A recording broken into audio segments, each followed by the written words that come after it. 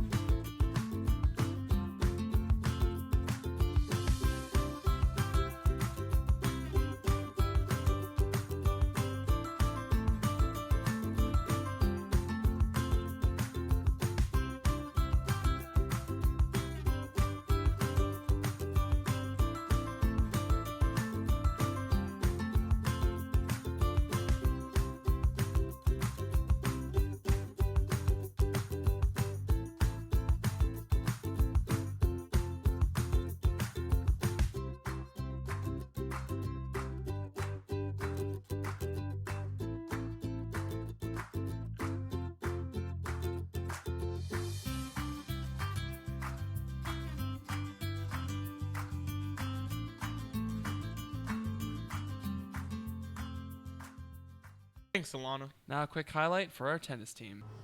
The tennis team is preparing for conferences, and I got a chance to take a look at their preparation. All right, my name is Coach Taylor. I'm the coach of the girls tennis team. I think I started in the 2nd grade, so it's been 10 years playing tennis. How about you, Frank? I started when I was 8 years old. I started playing tennis when I was 7 or 8. I played tennis myself since I was a young kid. My dad taught me how to play. I played in high school. I took a little break in college, and then I started coaching when I became a teacher. So this is the 15th year of coaching tennis for me. The team practices pretty much every day, even in rain. Generally, we don't play in rain, but we go inside the auxiliary gym or the wrestling gym. I think my philosophy is that every day at practice you have to work hard to try to get better so that you are where you want to be at the end of the season. So I think the people that are successful are the ones that work the hardest and put the most thought into what they're doing and show the most amount of commitment to what they're doing. For the season, we usually travel to Maryland. That's the farthest year, but outside, for club, the farthest I've traveled is Florida for nationals. The most important thing is that they go to school and they do the things that they're supposed to in school, because that's why we're here. And then after that, I expect them to be at practice every day so that they can try to get better. And then every once in a while we have matches and we try to compete against some of the better teams of the state and see where we measure up. Wind sucks, carries the ball, moves it a lot. Not fun to play in. Makes it colder. Just not a lot of good things about wind.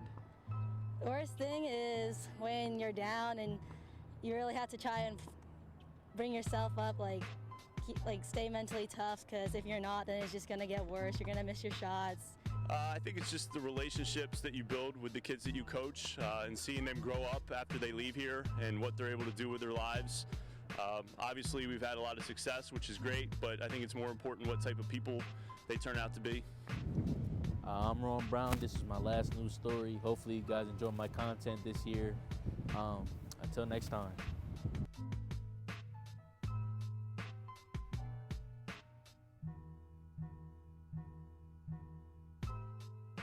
Now, we all know myself and Justin hosted CR Idol along with Mrs. Van Norman and Mrs. Taylor. Let's go take a look with Nelson. Hi, I'm Carla Lawson. I'm the Social Studies Department Chair. And when I became Department Chair in 2006, we established a scholarship for graduating seniors. CR Idol was then launched that same year as a way to fundraise for our scholarships. This year was our 13th year of the show, and it's always a really fun evening to see our students showcase their amazing talents in maybe a way that they're unable to in other groups and activities at the school level. Since 2006, we have been able to give over $20,000 in scholarships to graduating seniors.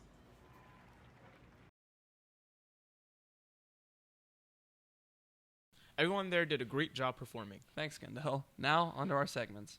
Good morning, Riders. My name is Cameron Nestor, and let's get into the weather. Today, we're looking at a brief thunderstorm, so be prepared for that.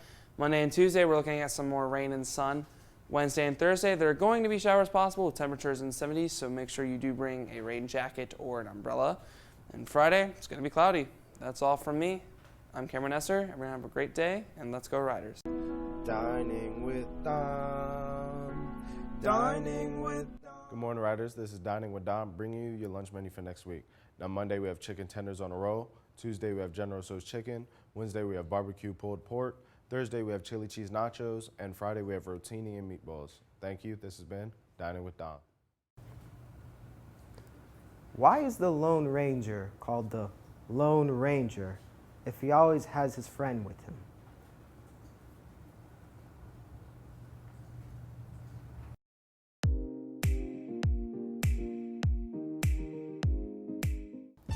Good morning, Riders. It's time for Motivational Moment with Kendall. Today's quote is by Dwayne Michael Carter Jr., also known as Lil Wayne. It reads, "Real G's moving silent like lasagna. Don't let everybody know your next move. Sometimes it's good to stay quiet." This has been Motivational Moment with Kendall. Thanks, everyone. Well, that's all from us. I'm Cameron Nestor. And I'm Kendall Dawson. And let's go Riders.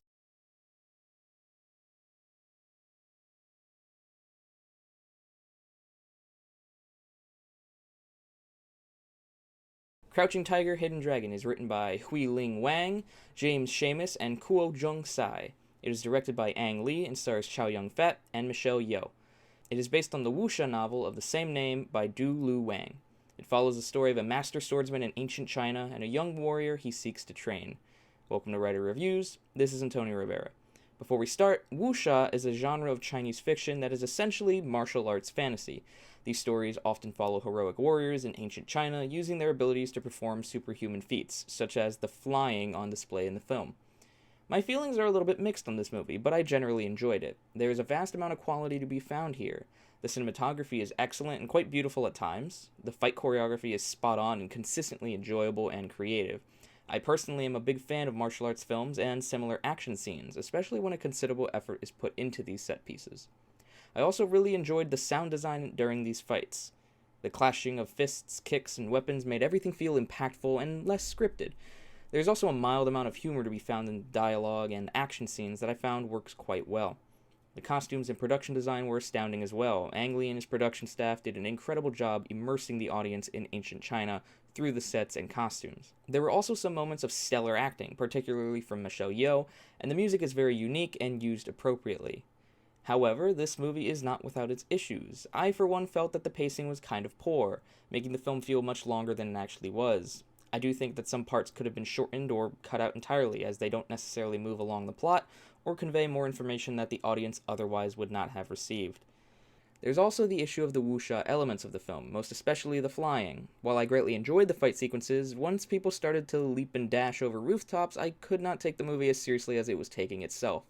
It was just a little too obvious that the stuntmen were being hoisted with wires most of the time. It was jarring and very noticeable, and it took me out of the film a little bit. I also was not convinced by some of the relationships in the film, and at least one of them has a questionable and confusing start that kind of left me a little concerned. Overall, I do believe that Crouching Tiger, Hidden Dragon has its merits, but I admit I am somewhat disappointed given the immense critical acclaim it has received in the past 19 years. That is not to say, however, it is not worth your time. There's an incredible production value behind it, cinematography, editing, and choreography for you to enjoy. The movie is currently streaming on Netflix.